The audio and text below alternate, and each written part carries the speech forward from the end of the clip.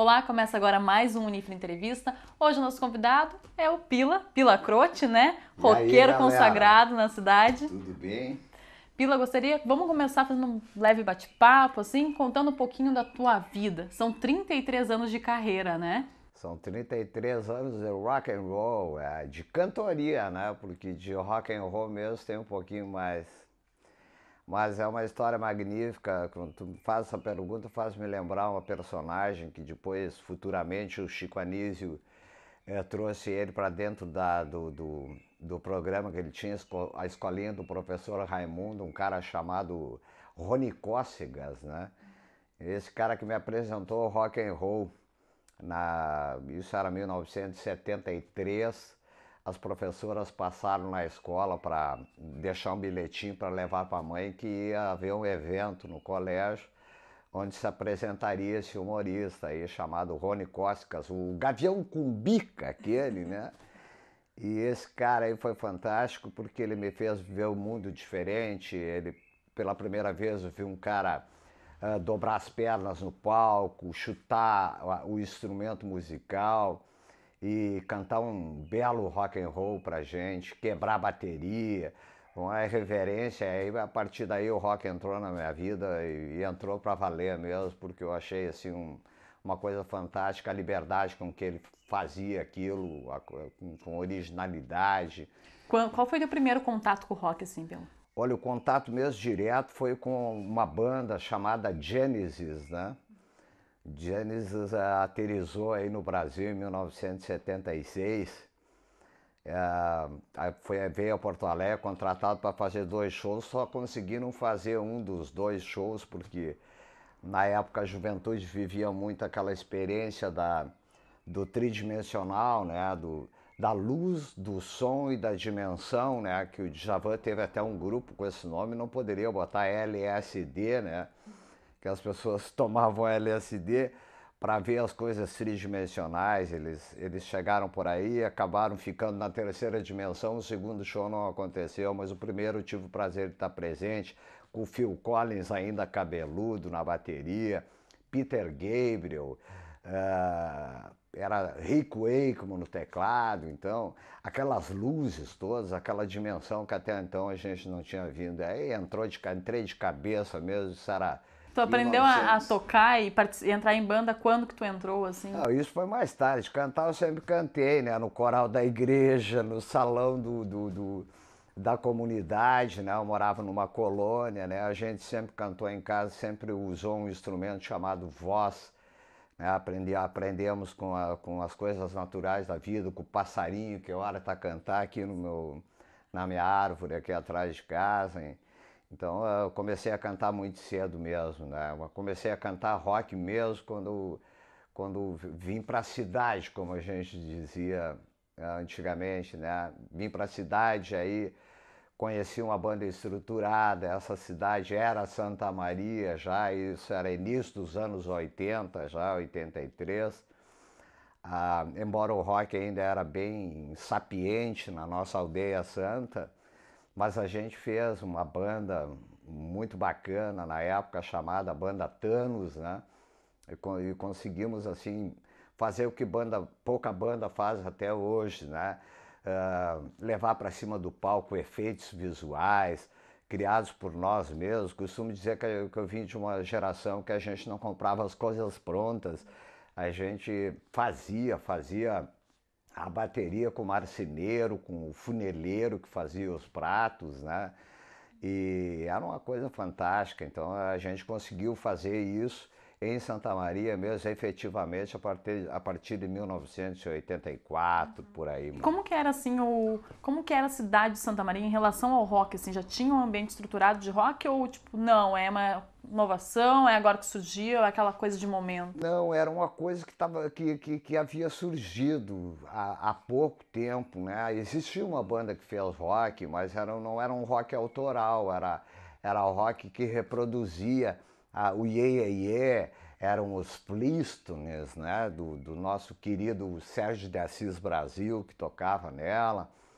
Mas a autoral não, a autoral acredito que a gente foi talvez a primeira assim que se atreveu a contar sobre a tampa de Coca-Cola da guria, sobre o toco de cigarro do que ficou na tua casa, enfim, a nossa ânsia, né, que a gente contava nas letras, a nossa tristeza, a nossa alegria e a nossa insatisfação, que era difícil de ser expressada. A gente vivia num regime, eu me criei num regime militar, né?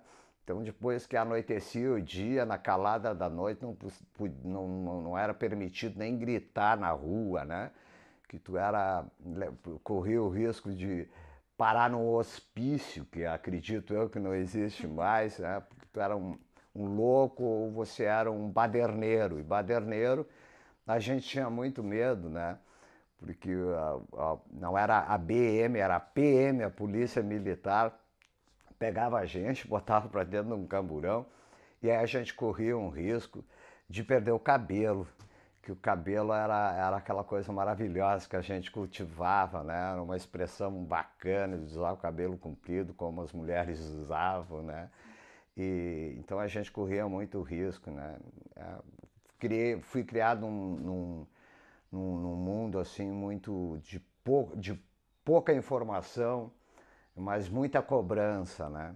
Exatamente sobre isso, a questão da informação, como que chegava a música em Santa Maria, os CDs, o que era lançado, como é que vocês tinham esse conhecimento? Cara, o Santa Maria era fantástico porque tinha esses caras aí, tinha a base aérea de Santa Maria, por exemplo, e por aqui chegavam esses pilotos aí vindos do Rio de Janeiro, essa gente que vinha para a academia militar aqui, e esses caras aí, eles tinham bastante informação, então eles eram milicos, né, que a gente chama, e eles traziam do Rio de Janeiro, São Paulo, que é onde chegavam as coisas, até nós, né?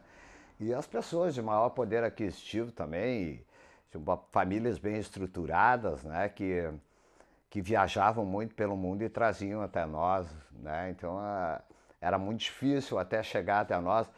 Hoje, né, essa semana, até a gente está comemorando 10 anos que essa sonda chegou no meteoro, né, numa velocidade de 135 mil quilômetros daqui a 640 milhões de quilômetros da Terra, né, nos transmitindo foto direto lá, embora ainda demore meia hora para chegar até aqui, né, mas a gente esperava, mas recebia esse material dessa geração aí. E as rádios AMs, né?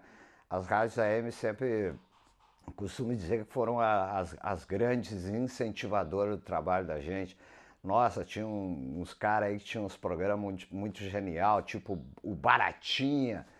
O Baratinha era um cara assim fantástico, ele tinha um programa de rádio na Rádio AM que se chamava Calendoscópio. E a gente se criou aqui no Rio Grande do Sul, especificamente em Santa Maria, com mais coisas que vinham aqui da fronteira, né, dos castelhanos, né, do que propriamente do que esses pilotos, essa gente aí que trazia esse material. Então o volume que vinha de baixo era maior que o volume que vinha de cima, né? Então a gente, até hoje os argentinos lá são bem mais roqueiros que a gente, né? É uma cultura que a gente pegou e roubou pra gente, e a informação vinha tudo de baixo aqui, e vinha pelas rádios AM, desses programas fantásticos aí, que me emociona até de me lembrar desse programa de rádio. A gente ficava atento na rádio que tal hora tinha o programa do Baratinho, o Calendoscópio, e aí chegava até nós essas coisas fantásticas, tipo Uriah Heep, Bad Company, Free, Led Zeppelin, né? Os meus primeiros discos de vinil, a tradução era espanhola, era impresso aí no estado, na Argentina, no Uruguai. Então vinha escrito as letras, né? A gente tinha também uma certa dificuldade de entender o americano e o inglês. Era uma coisa tão distante, não tinha nem na escola. Hoje tem inglês na escola, né? Nossa época não tinha, então nós tínhamos em casa, chegava até a nós esses vinis aí, que eu guardo uns aí de Joy Cooker, tudo em castelhano, que a gente costumava dizer. Todas essas referências influenciaram na tua música, né? Demais. E tu já tocou com grandes bandas, né, Pila? E continua Já, tocando também, né?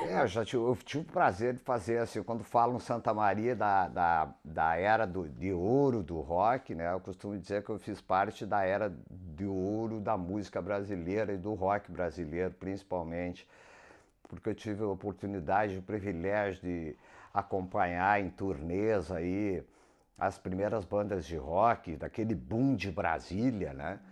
Aquele boom que saiu várias bandas ali. Eu tive a oportunidade de viajar 10 anos com o Canalha do Lobão, 10 shows eu abri para ele.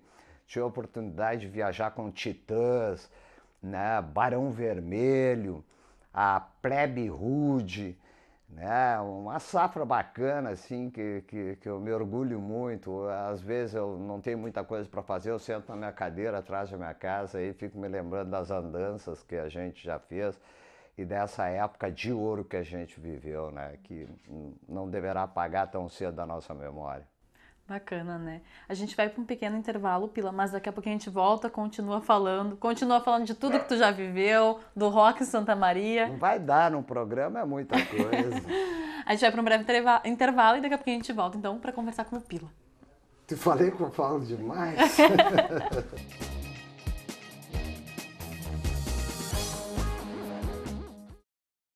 Oi, você já me conhece, eu sou a Clara. Já imaginou chegar na faculdade morrendo de sede e não ter água para beber? Ou chegar em casa louco por um banho e não poder tomar? Aposto que não seria legal. Água, para não acabar, devemos poupar. 95% de energia elétrica no Brasil é proveniente das hidrelétricas. Cada brasileiro consome em média 200 litros de água por dia. A produção de energia responde por 15% do consumo mundial de água. Até 2020, o mundo irá gastar 55% da energia disponível no planeta. Sua água também é sua luz. Uma campanha do Centro Universitário Franciscano.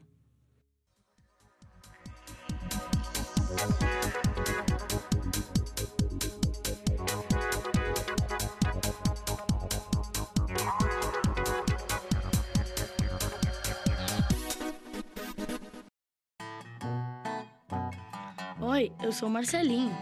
Eu tenho algo para contar a você.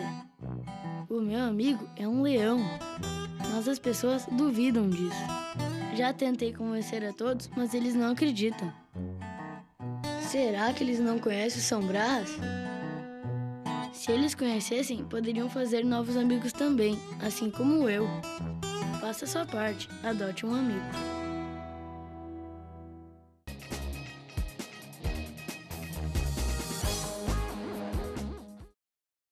Voltamos com o Unifra Entrevista. Hoje o nosso entrevistado, Pila Croce, aqui do meu lado. A gente tá falando um pouquinho de tudo, né, Pila? De tudo um pouco, até o cachorro tá falando aí, ó. E vamos continuar falando de rock, Pila. Quero saber o que isso significa na tua vida, assim, isso é a tua vida, né? O rock and roll é a minha vida, porque eu costumo dizer que a gente dividia sempre o tempo, desde que eu me conheço aqui por profissional desse assunto, que eu sou um aposentado de 37 anos já prestados ao governo e pago de impostos, né? O rock and roll sempre teve presente 16 horas do dia a gente utilizava para o rock and roll e 8 horas para dormir. que o dia poderia ser muito bem dividido em 3 etapas, 8 para trabalhar, 8 para a sua vida de diversão e passatempo e 8 horas para dormir, né? A gente usava 16 horas para fazer rock and roll, sempre usou, eu uso até hoje, e 8 horas para dormir. Então o rock and roll, eu respiro isso, eu vivo isso. E embora eu não esteja mais tão presente em cima do palco, né, dado a N situações, né, eu estou hoje por trás basicamente, ontem eu fui verificar, eu pensava que a gente estava fazendo a produção de 20 bandas, né, quando na verdade a gente está na retaguarda de 30 bandas de rock and roll atuais de Santa Maria. A gente está sempre ali atrás, tentando passar para adiante isso, que eu já não chamo nem de lançar a semente, né? Eu já chamo de chacoalhar o pé e ver essas frutas cair aí, porque já estão madurinhos, a gurizada quando pega o instrumento amadurece rápido, rápido. Parece meio transgênicos essas sementes aí. E a gente está aí chacoalhando os pés, vendo esses frutos maravilhosos que tem pela cidade. Eu não vou começar a citar nomes, porque é assim, fantástico, e principalmente na música autoral, né, gente? Eu não tenho nada contra o cover, tanto é que o Led Zeppelin da minha vida, que é essa grande banda aí que entrou na minha vida e mudou a minha vida um monte também, era uma banda cover. O primeiro disco deles são clássicos do blues, clássicos da música americana, então, mas o que me deixa satisfeito é poder ainda hoje, mesmo depois de aposentado, continuar empurrando isso, continuar fazendo isso às 16 horas por dia que eu te falei, estar sempre envolvido por trás disso tudo. Pila, como que tu vê essa evolução do rock, desde quando tu começou a fazer esse estilo musical e até os dias de hoje, assim? Olha, gente, eu continuo achando que o rock, ele deveria ser matéria na escola, ele deveria estar... Aí o pessoal da Unifra aí se antenem em um curso de rock seria muito bom, porque é a profissão de muita gente, é o ganha-pão de muita gente, e também uma ideologia a ser seguida, né? E aprimorada e atualizada, né? O que era o tripé antigamente, já falei várias vezes, pode ser atualizado para, em vez de sexo, drogas e rock and roll, o amor, né, e vida saudável e rock and roll, né?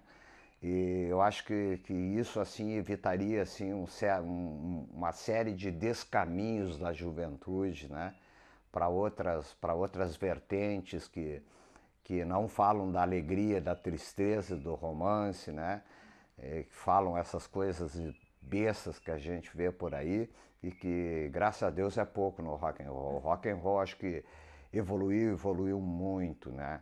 Principalmente o rock da cidade. Então eu sou um cara felicíssimo com o rock and roll e espero que ele evolua ainda mais ainda e que as pessoas entendam que isso deveria sim ser matéria na escola.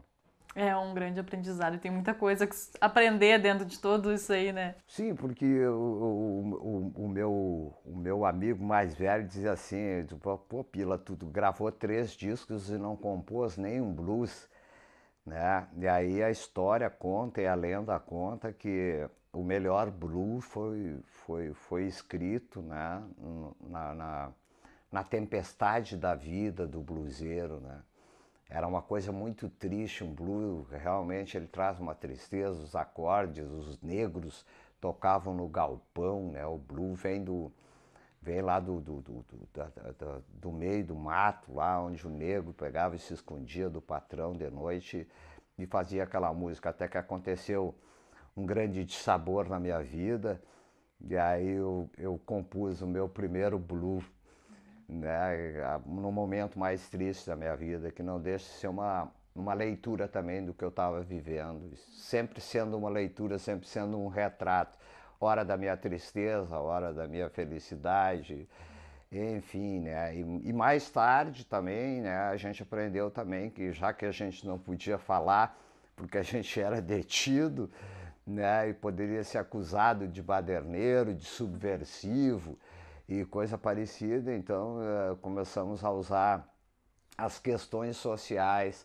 que a gente queria, né, e que aquilo ou a gente usava na música ou a gente escrevia na parede, né, que eram os famosos pichadores. Eu fui processado por ser pichador, então eu acho muito feio hoje quando as pessoas vão aí pichar a cidade com coisas banais, né?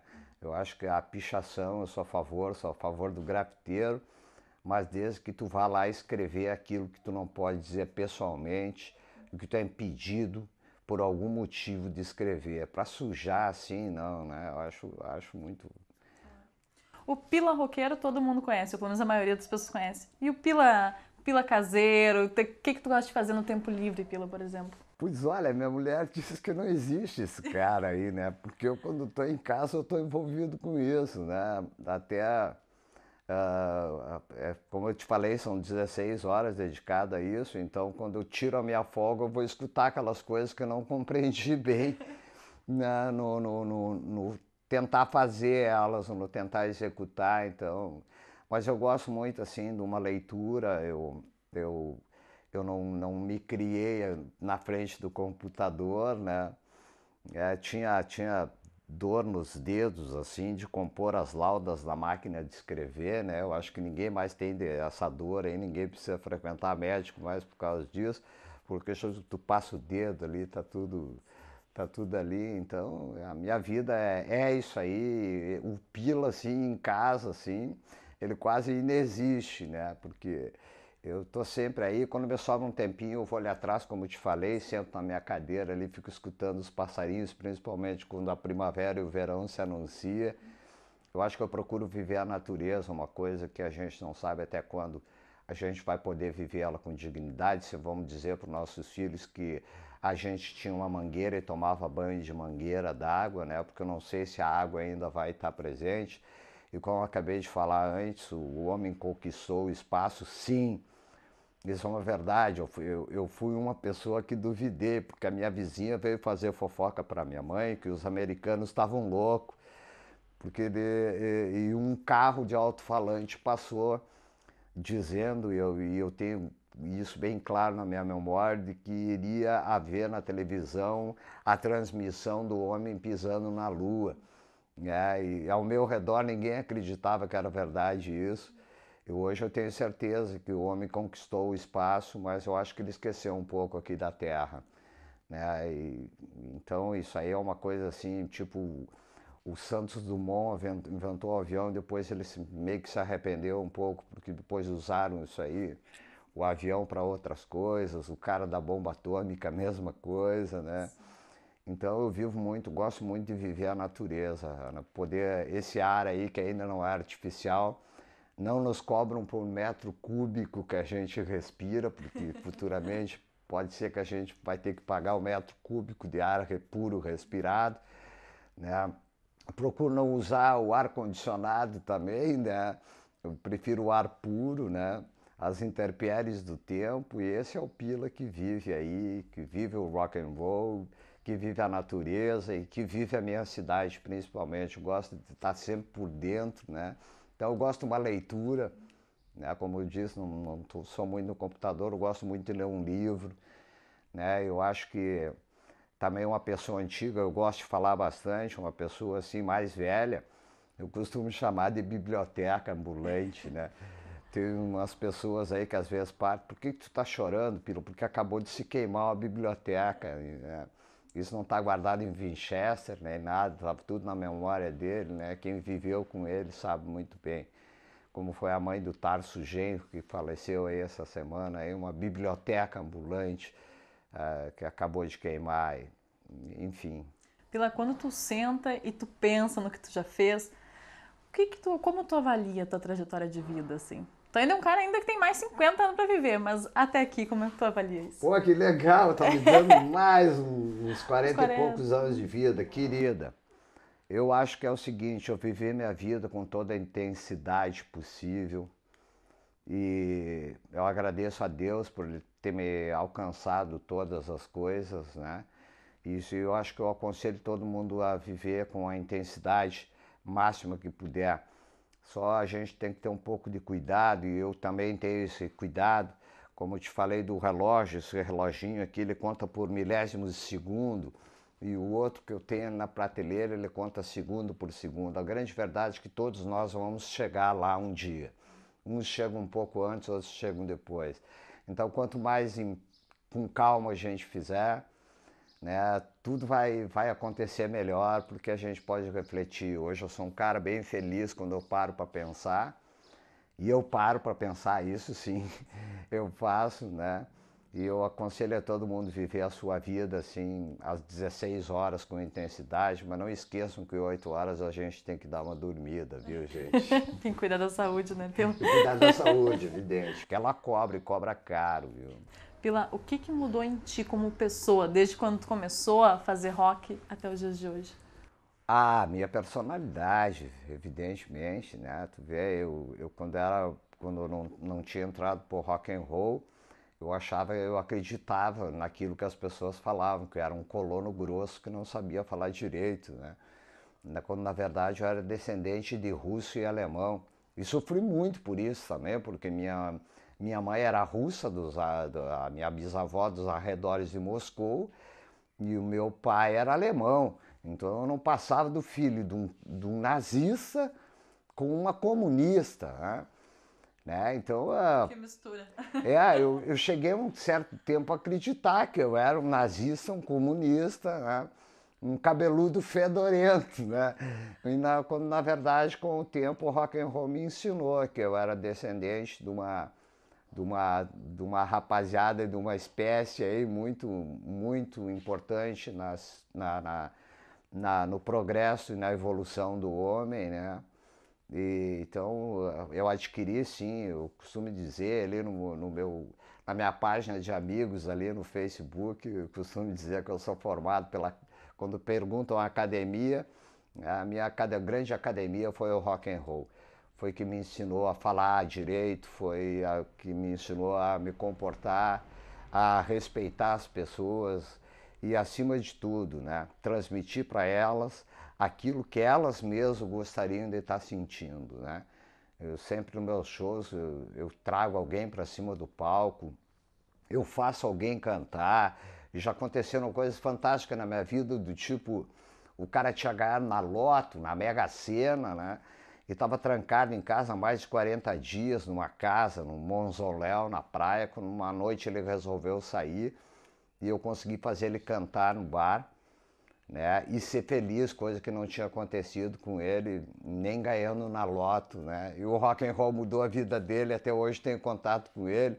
Ele é multimilionário, mas ele reaprendeu a viver a partir do momento que ele subiu no palco e cantou um rock and roll. Eu tomo isso como exemplo e aconselho a todos vocês a gostar disso, que é uma coisa saudável, bacana e que transforma o mundo à nossa volta. Que bacana. Pila, nosso tempo acabou. A gente poderia ficar conversando por horas, mas eu te agradeço muito por receber a gente aqui na tua casa. E o Unifra Entrevistas fica por aqui, então. Até o próximo programa. Beijão.